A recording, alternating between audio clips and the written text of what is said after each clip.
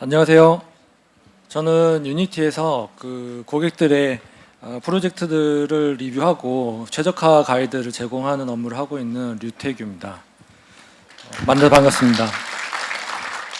예, 제 업무 특성상 고객사의 실제 프로젝트들을 많이 살펴볼 수가 있는데요. 공통적으로 나오는 최적화 이슈들에 대해서 소개하도록 하겠습니다.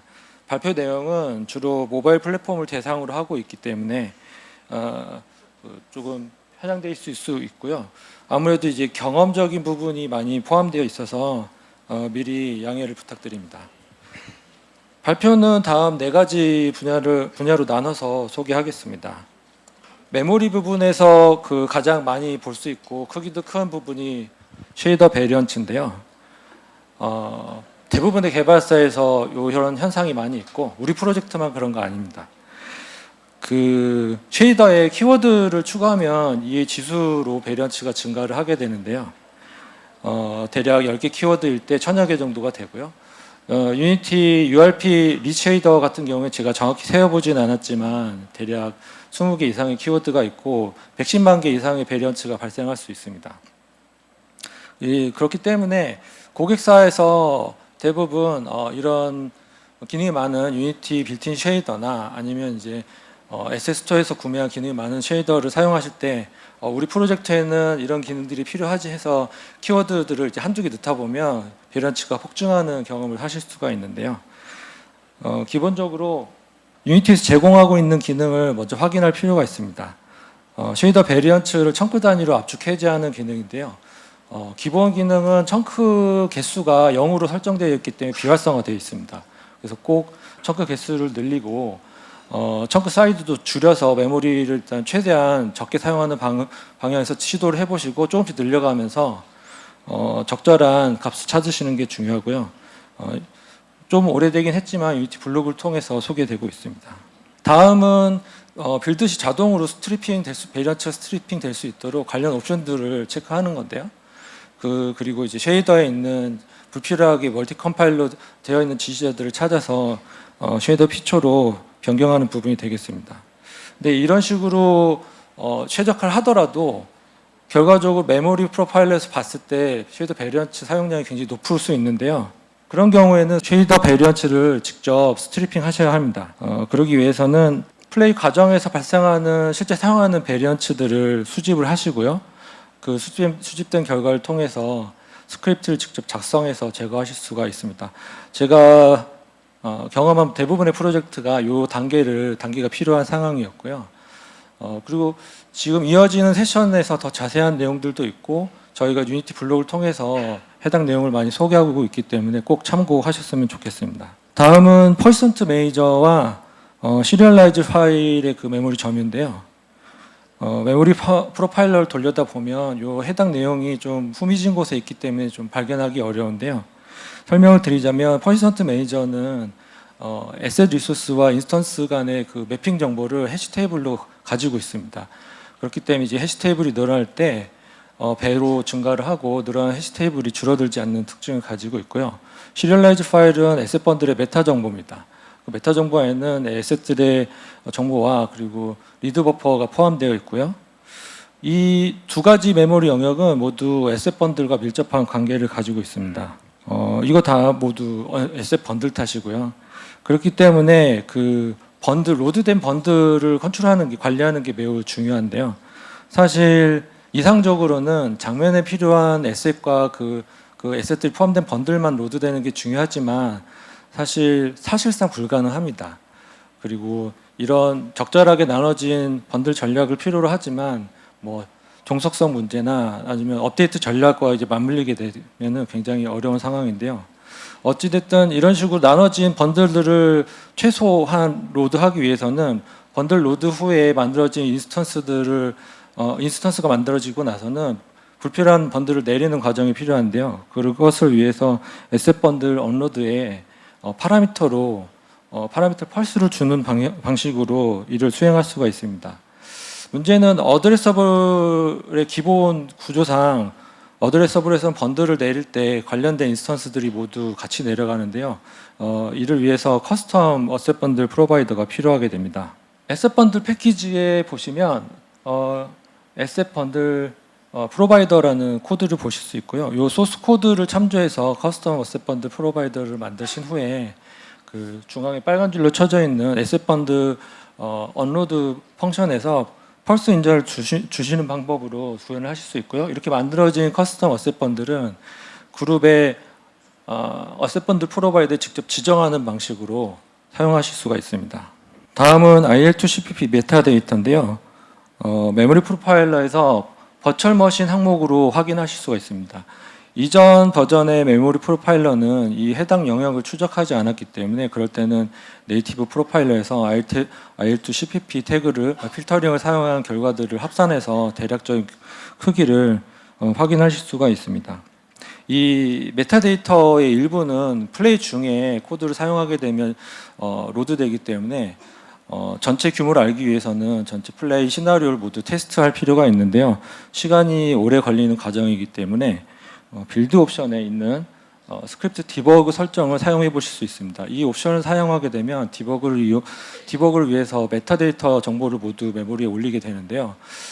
이때 디버그 정보도 포함되기 때문에 실제 메타 정보보다 많은 메모리 점유를 보이게 됩니다. 이를 감안해서 확인하시면 좋을 것 같고요. 이러한 메타데이터 정보를 줄이기 위해서 다음 세 가지 최적화를 고려할 수 있는데요. 첫 번째는 매니지드 코드 스트리핑입니다. 많은 개발사들이 이 레벨을 올렸다가 이제 코드가 실제 사용해야 되는 코드가 삭제돼서 동작이 안 되는 이유 때문에 보통 로우나 미니멈을 사용하고 계시는데요. 링크.xml을 통해서 네임스페이스를 추가하는 방식으로 방지를 할 수 있어서 미디움 이상으로 설정하시길 바라고요. 저희가 볼 때는 미디움과 하이 옵션의 차이가 20% 내외이기 때문에 미디움 옵션을 추천드립니다. 두 번째는 IL2CPP 코드 제너레이션에 패스 스몰러 빌드를 사용하시면 그 제너리 코드 생성의 양을 줄일 수가 있고요. 마지막으로 패키지 매니저에서 불필요한 패키지를 제거할 수 있습니다. 기본적으로 활성화되어 있는 빌트인 모듈에서도 불필요한 모듈들, 특히 UI 엘리먼트 같은 경우는 사용하지 않지만 기본적으로 포함되어 있기 때문에 필수로 빼시면 좋을 것 같고요. 그리고 이런 패키지나 모듈의 사이즈를 보고 결정을 하시고 싶으시다면 빌드 후에 그 다음 경로에서 만들어지는 DLL들의 크기를 가지고 어떤 모듈을 제거할지에 대한 결정을 하실 수 있습니다. 다음은 메모리 단편화에 대한 얘기인데요. 메모리 단편화는 크게 작은 메모리 얼로케이션에 의한 영향을 매우 많이 받습니다. 이로 인해서 우측 이미지 보시는 것처럼 메모리 홀에 의해서 충분한 메모리 공간이 합산했을 때 충분한 메모리 공간이 있어도 이 공간을 할당하지 못하고 이제 메모리가 확장되거나 아니면 거의 비어있는 메모리 블럭이 약간의 메모리 할당으로 인해서 시스템에 반환되지 못하는 현상이 있을 수 있습니다. 저희가 그래서 일반적인 가이드를 드리고는 있는데요. 일반적인 가이드는 이제 할당과 해제의 시점을 관리하는 방식인데요. 사실 수행하기가 매우 어렵습니다. 저희가 볼 때 현실적으로는 임시 할당이나 이런 부분을 최소화하는 방향이 그나마 유효하지 않나 이렇게 보이고요. 단편화와 관련해서 고민해 볼 만한 부분이 있는데요. 저희가 리뷰를 할 때 대부분의 프로젝트에서 게임 데이터를 파싱을 하게 되고 그 전후로 이 단편화 현상이 매우 많이 증가하는 걸 볼 수가 있는데요. 여러분들도 그 전후에 메모리 프로파일링 꼭 하시고 늘어난 단편화 공간들을 꼭 확인하셔서 이 부분이 많다고 하시면 사용하고 있는 파싱의 방법이나 파서들을 교체해가면서 테스트를 꼭 해보실 필요가 있습니다.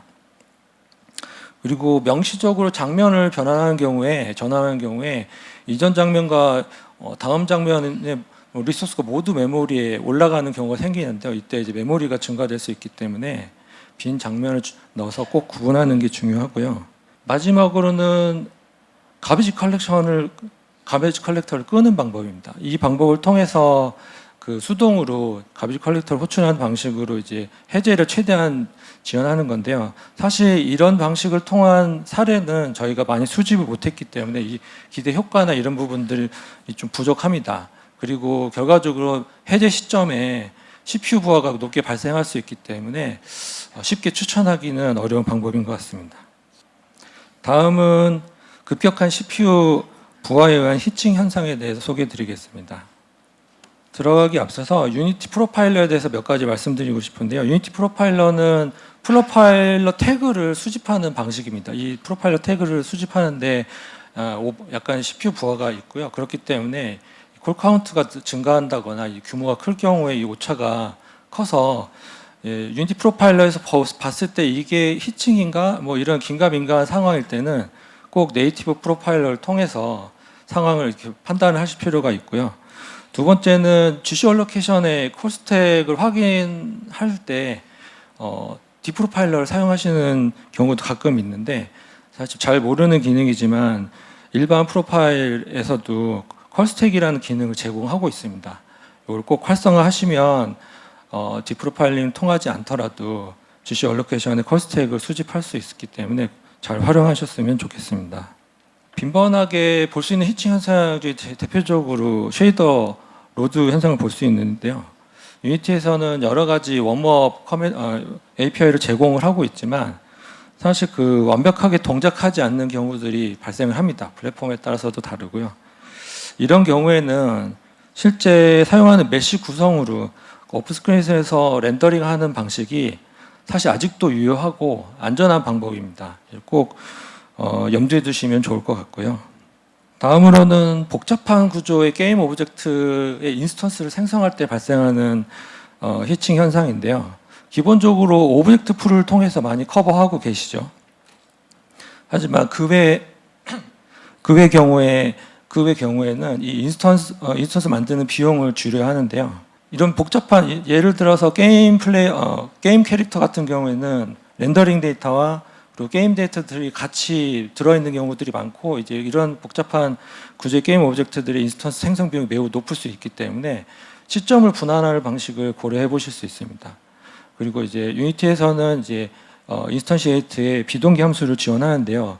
인스턴스를 만드는 과정은 크게 세 가지로 보게 되면 프로듀스와 카피 부분에서 디시리얼라이즈 되는 비용이 굉장히 높습니다. 그래서 이 부분을 이 비동기 함수를 통해서 잡 시스템으로 돌리고 어웨이크만 메인 스레드 돌리는 방식을 사용하실 수가 있습니다. GC 컬렉트에 의한 히칭도 많이 볼 수가 있는데요.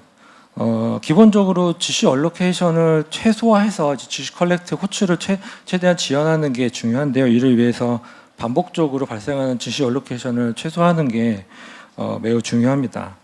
그리고 CPU에 여유가 있다면 인크리멘탈 GC의 그 효과도 굉장히 높은데요.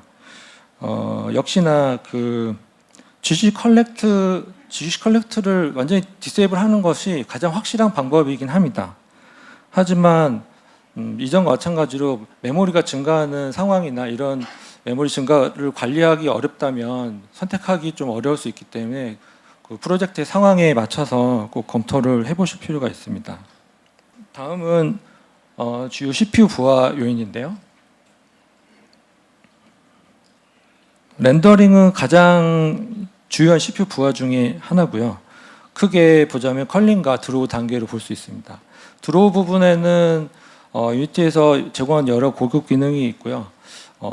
사실 가장 효과 좋은 SRP 배처의 배치를 얼마큼 유지하느냐가 가장 중요하고요. 컬링의 경우에는 대부분 그렇게 비중이 좀 작지 않지만 장면 구성에 따라서는 굉장히 높게 나타날 수가 있는데요. 있는 장면에 포함된 렌더러의 규모와 관련이 있습니다. 그렇기 때문에 이 부분의 부하가 높다고 하면 그 렌더러들을 사전에 제거하는 게 중요한데요. 그래서 먼 거리에 있는 뭐 조그만 물체들이나 가려져 있는 물체들을 사전에 제거하는 것이 중요합니다. 유니티에서는 이러한 기능을 제공하기 위해서 카메라나 라이트의 거리별로 레이어를 사용할 수 있는 기능을 제공하고 있고요. LOD 그룹을 통해서도 가능합니다. 그리고 임의의 그룹을 직접 지정하고 비활성화할 수 있는 컬링 그룹 API도 사용을 하실 수 있습니다. UI 역시 대부분 UI 복잡도가 높기 때문에 품질이 높은 UI를 사용하고 계시기 때문에 많은 경우 여기서 나타나는 CPU 부하를 볼 수가 있는데요. 기본적으로는 이 UI의 동적인 요소, 정적인 요소를 분리해서 동적인 요소의 배치 시간을 최소화하는 게 기본 전략입니다. 그리고 이제 레이아웃 시스템을 사용하는 경우도 꽤 많이 있는데요. 이 레이아웃 시스템은 하위 계층에 있는 모든 레이아웃 컴포넌트들을 찾고 계산하는 시간이 높게 나타납니다. 그렇기 때문에 이 하위 계층 구조가 얼마나 복잡하느냐에 시간이 달려 있기 때문에 이 구조를 최소화하는 게 중요하고요.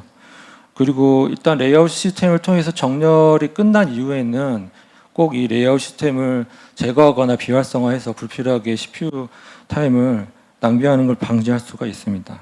렉트마스크 2D 사용도 생각보다 많이 볼 수가 있는데요. 이 렉트마스크 2D를 사용해서 사실 버텍스를 제거하는 효과가 분명히 있긴 하지만 사실 이 제거하는 컬링 단계에서 발생하는 CPU 부하 때문에 오히려 손실이 큰 경우들이 많이 있습니다. 제가 본 프로젝트들은 이런 경우가 더 훨씬 많았고요. 대부분의 프로젝트가 이 렉트 밖에 있는 오브젝트가 그렇게 많지 않기 때문에 이런 현상이 나타나고 그렇기 때문에 기존에 있는 신뢰 방식의 마스크랑 교체해가면서 성능을 꼭 확인하실 필요가 있고요. 특히 이 렉트 마스크 2D는 이 대상 객체 규모와 관련이 있기 때문에 만약 그 대상 객체에 텍스트가 포함되어 있다면 텍스트는 글자 단위로 컬링을 하기 때문에 굉장히 생각보다 CPU 부하가 굉장히 높게 나타날 수 있습니다. 그래서 꼭 주의하실 필요가 있습니다. 애니메이터의 경우에는 컨트롤러의 평가 비용도 꽤 부하가 높은데요.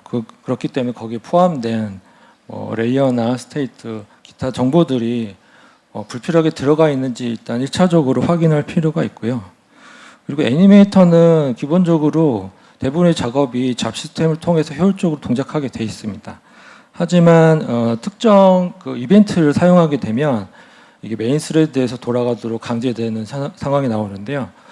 우측 상단에 빨간색 박스를 보시면 이런 이벤트 사용으로 인해서 메인 스레드에서 돌아가는 걸 보실 수 있고요.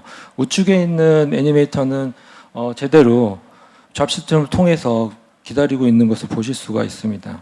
기타 요소로는 애니메이터의 컬링 모드를 활용하는 것과 그리고 이제 애니메이션 클립에 포함된 커브가 작은, 그러니까 규모가 작은 애니메이션들은 애니메이터보다 애니메이션의 성능이 오히려 높은 경우가 있습니다. 이럴 경우에는 굳이 애니메이터를 사용하시기보다는 애니메이션 컴포넌트 사용이 필요하고요. 그리고 장면에 애니메이터가 굉장히 많은 경우 이런 애니메이터들을 비용을 감소시키기 위해서 차등적으로 갱신하는 방법을 사용하실 수도 있는데요. 이런 경우에 이제 개별 애니메이터 업데이트는 메인 스레드에서 돌아가기 때문에 저희가 제공하는 플레이어블 API를 통해서 같은 플레이어블 그래프로 묶어서 사용하는 방식으로 잡 시스템을 통해서 동작시킬 수가 있습니다. 장면에 스킨드 메쉬가 굉장히 많은 경우에 스키닝 비용 역시 굉장히 높게 측정이 될 수 있는데요. 기본적으로는 스킨 웨이트이 제대로 필요하게 적절한 값으로 설정이 되어 있는지 확인할 필요가 있고요. 두 번째는 이 카메라 밖에 있는 객체들의 스키닝 비용도 포함될 수 있기 때문에 꼭 스킨드 메쉬 렌더러에 있는 해당 옵션, 업데이트 앤 업스크린이라는 옵션이 있는데요. 이 제가 알기로 기본으로 활성화되어 있는 걸 알고 있습니다. 이거 꼭 비활성화해서 카메라 밖에 있는 요소들의 스캐닝을 방지할 필요가 있고요. 그리고 이제 근래에 추가된 GPU 배치드 버전은 사실 대상이 적을 경우에는 오히려 GPU 버전보다 오히려 성능이 떨어지는 경우가 있습니다. 그렇기 때문에 꼭 무조건적으로 쓰실 건 아니고 이거를 또 선택해 가보면서 실제 성능을 꼭 확인해서 사용하실 필요가 있을 것 같습니다. 카메라는 실제 렌더링하는 요소가 없어도 약간의 CPU 부하가 있는데요. 우측 상단에 있는 이미지는 지금 아무런 렌더 개체가 없음에도 불구하고 조금 CPU 부하가 있는 걸 확인하실 수가 있습니다. 그래서 불필요한 카메라는 확실히 제거해 주시는 게 중요한데요. 하지만 정말 필요한 카메라의 경우는 저희가 UEF에서 제공하고 있는 렌더러 피처를 사용해 보실 수 있습니다. 중간에 있는 그림처럼 저희가 렌더 오브젝트라는 렌더러 피처를 제공하고 있는데요. 거기에 보시면 카메라 오버라이드가 있고요.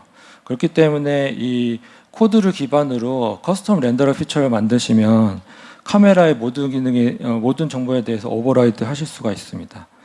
그리고 이런 커스텀 렌더링 피처를 만약 활용하시게 되면 상황에 따라서는 이전 카메라에서 만들어진 컬링 결과를 재활용한다거나 하는 식으로 최적화도 가능하기 때문에 꼭 고려해 주시면 좋을 것 같습니다.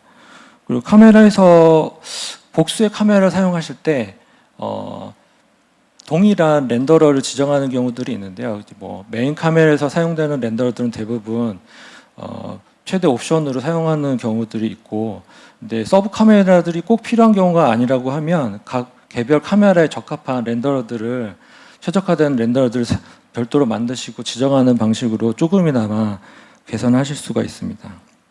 그리고 물리 업데이트가 여러 번 발생하는 프레임이 있을 수 있는데요.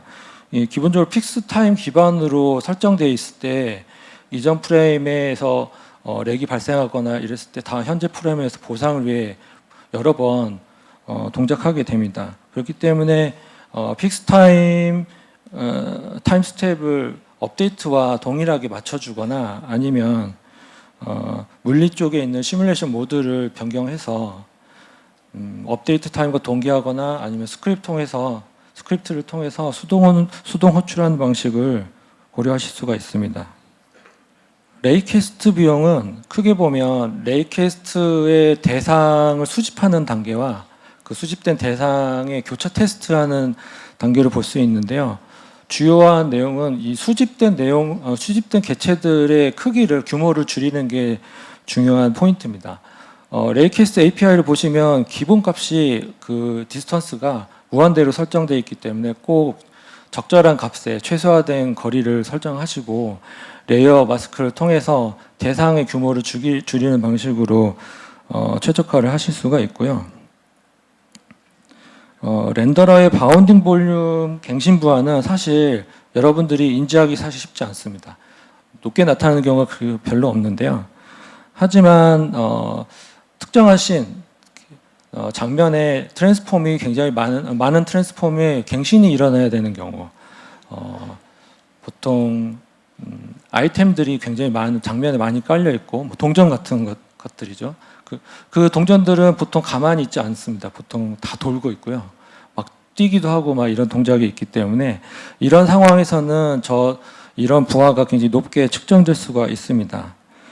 그런 경우 두 가지 요소를 좀 고민해 볼 수가 있는데요. 우선 트랜스폼의 갱신은 저희 잡 시스템을 통해서 이루어지지만 루트 트랜스폼 단위로 이루어집니다. 그래서 만약에 모든 개체가 막 하나의 단일 루트를 가지고 있다, 이런 경우에는 비효율적으로 처리되겠죠.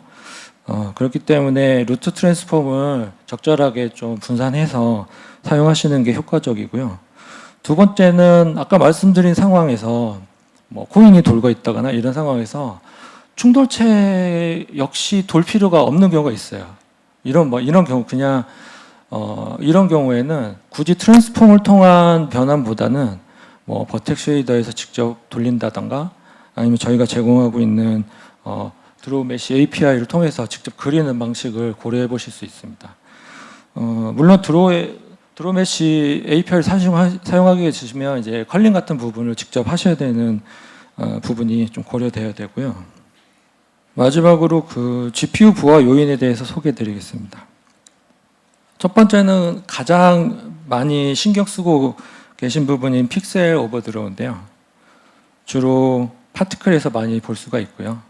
그리고 전체 화면 효과나 이제 복잡한 UI를 사용하실 때 겹쳐져 있는 부분에서 확인하실 수가 있습니다.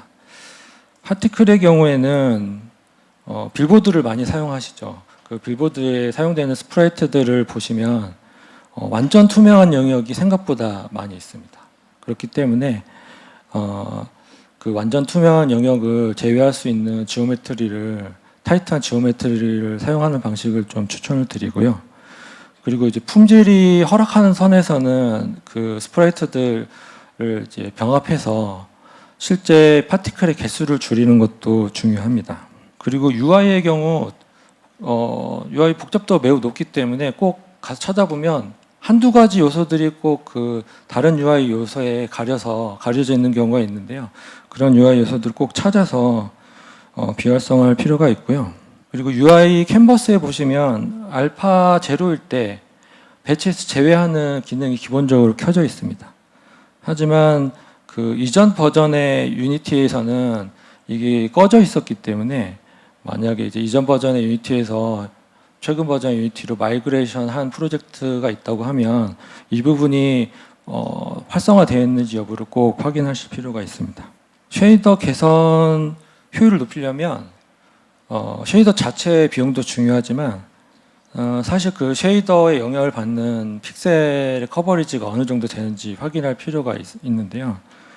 네이티브 프로파일러를 사용하시면 이런 그 해당 쉐이더에서 사용된 프레그먼트 규모나 아니면 스크린 기준으로 어느 정도의 영역을 차지하고 있는지에 대한 정보들을 확인하실 수 있기 때문에 이런 걸 꼭 확인해서 우선순위를 설정하시면 좋겠고요. 이렇게 설정된 이렇게 선택된 쉐이더를 직접 이제 최적화한다고 했을 때 우선 이 역시나 네이티브 프로파일러 같은 걸 통해서 이 쉐이더의 정적 정보들을 좀 수집을 하시고 이 정적 정보 안에는 이 쉐이더에 사용되는 인스트럭션의 이제 정밀도나 기타 정보들이 포함되어 있는데요. 우선적으로 이 높은 정밀도의 인스트럭션이 많은 경우에 그 인스트럭션의 정밀도를 낮추는 방식으로도 큰 효과를 보실 수가 있습니다. 물론 이제 이 정밀도가 이 인스트럭션이 위치나 아니면 시간에 관련된 인스트럭션인 경우에는 주의하셔야 되고요. 예, 우측 하단에 보이시는 거는 유니티에서 빌트인으로 들어있는 쉐이더의 정적 정보고요. 보시면 플롯 포인트 16이나 30비트의 인스트럭션 개수를 보실 수 있고요. 요 샘플에서는 사실 고정밀 정밀도가 높은 인스트럭션 개수 비중이 높지 않기 때문에 개선 효과가 높지 않겠죠. 그래서 이런 분포를 보시고 결정을 하실 수가 있고요. 그리고 인스트럭션 중에서는 텍스처 샘플러가 제일 비용이 높은데요. 불필요한 텍스처 샘플링을 제거하는 게 매우 중요하긴 하지만 대부분의 경우 꼭 필요한 텍스처를 사용하고 계시기 때문에 가능성이 높지는 않은 것 같습니다. 그리고 마지막으로 동쪽 분기는 당연히 병렬성을 위해서 조금 제거할 필요가 있는데요. 사실 그 동쪽 분기의 그 조건문이 이렇게 뭐 계산을 통해서 이루어지는 게 아니고 외부 변수에 의해서 결정된다고 했을 때는 큰 차이가 없다고 알고 있기 때문에 무조건적으로 제거할 필요가 있는 건 아니고요. 이런 걸 고민해야 되는 상황이라고 하면 꼭 A/B 테스트를 통해서 성능을 확인하시고 제거하시거나 동쪽 분기를 직접 사용하시거나 결정하시는 게 좋을 것 같습니다. GPU 부하 요인의 그 마지막은 마이크로 트라이앵글하고 쿼드 오버드로입니다. 둘 다 쿼드 연산에 의해서 발생하고요. GPU는 텍스처 민맵의 자동 선택을 위해서 2x2 쿼드 형태로 픽셀을 동시에 계산을 하게 됩니다. 그렇기 때문에 그 픽셀보다 작은 마이크로 트라이앵글을 렌더링하는 경우에는 3개의 픽셀 계산이 낭비되는 상황이 나타나게 되고요. 오른쪽 위에 있는 그림처럼 밀도가 높은 메쉬의 경우 이제 원거리로 갔을 때 이런 마이크로 트라이앵글이 발생할 가능성이 높아집니다. 이런 상황은 사실 LOD를 통해서 많이 해결될 수 있는 부분입니다. 그리고 또 하나는 대각선 경계면들이 기울기에 따라서 이 쿼드 쉐이딩이 여러 번 중앙에 있는 그림처럼 여러 번 2번씩 복수로 발생할 수 있게 되는데요. 이런 현상을 방지하기 위해서는 하단 왼쪽에 있는 그림처럼 얇고 긴 삼각형들이 이런 현상을 많이 발생시키기 때문에 우측에 있는 것처럼 조금 긴 경계면이 적은 방식으로 메쉬를 구성하는 것이 도움이 될 수 있습니다.